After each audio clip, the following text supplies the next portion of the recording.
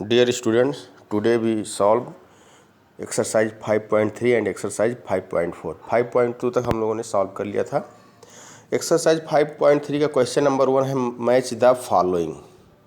एक तरफ a first second third fourth fifth six करके लिखा है, एक तरफ A B C D E F दिया है। ठीक है, straight line, right angle, acute angle, obtuse angle, reflex angle. अब जैसे लेस देन 1/4 हाफ रिवोल्यूशन है तो इसको मैच करना है। हम मैच करके यहाँ देख लेते हैं।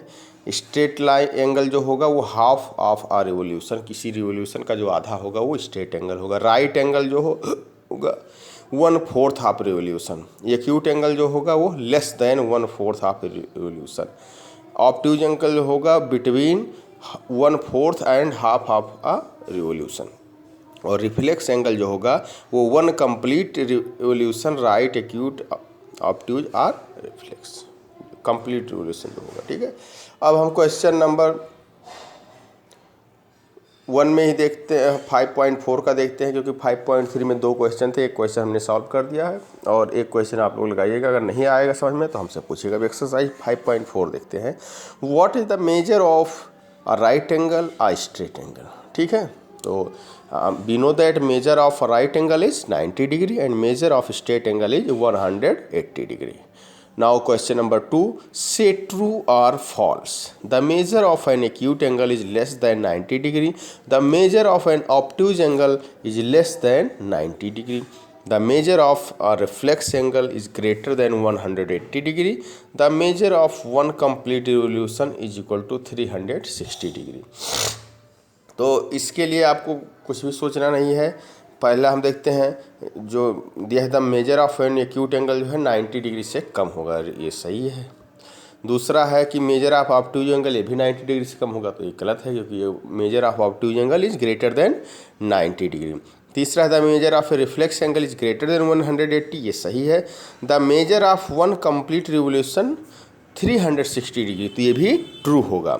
और 5वां ये दिया है इफ एम एंगल, एम जो एंगल ए का मेजरमेंट है, एम एंगल ये मतलब मेजरमेंट ऑफ एंगल ये इज 53 और एंगल बी का 35 है, then angle A is greater than angle B. तो दिखने में ही पता चल रहा है कि एंगल ये क्या है 53 है और बी 35 है, तो 53 बड़ा ही होगा। ठीक है, क्वेश्चन नंबर 5 देखते हैं। Which angle has a large measure, first estimate and then measure. तो इसको हम नाप लेंगे, एस्टिमेट भी कर सकते हैं। एस्टिमेशन में हमारा पर्सन टू पर्सन वेरी कर सकता है, कोई स्टूडेंट्स कुछ बोलेगा, कोई स्टूडेंट्स कुछ, लेकिन जब मेजर करोगे तो वो फिक्स आएगा। ए एंगल 40 डिग्री और बी आएगा 60 डिग्री। ठीक है, अब क्वेश्चन नंबर 9 देखते हैं। Find the angle measure between the hands of the clock in each figure. जो ये क्लॉक की हैंड्स हैं हर फिगर में, जैसे एक में 1 बज रहा है, एक में 9 AM है, एक में 6 PM है, तो वो कितना एंगल बना रहा है। पहले 9 AM वाले देख लेते हैं।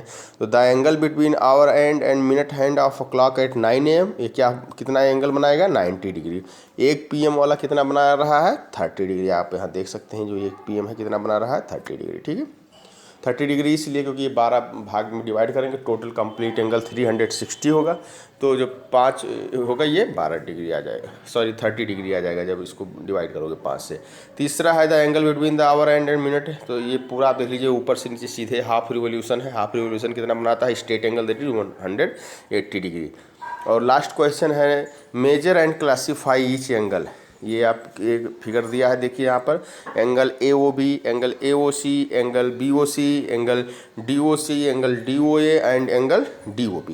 इसको मेजर करना है, क्लासीफाइड करना है। देख लेते हैं, नाप लेते हैं। भाई प्रोटेक्टर ले लिया, स्केल ले लिया, और स्केल की ज़रूरत नहीं है, यहाँ केवल प्रोटेक्टर की मदद से नाप लेंगे। 40 डिग्री आया एंगल AOB, तो इसका मतलब लेस देन 90 डिग्री क्या हो गया एक्यूट एंगल। AOC 125 डिग्री यानी greater than 90 degree obtuse angle हो गया। BOC 85 acute angle, 95 obtuse, 140 obtuse and 180 straight angle. ठीक है, तो इस प्रकार से आप इसके क्वेश्चन सॉल्व करिएगा। 5.4 में अगर कोई दिक्कत होगी then ask me. Thanks, that's all for today.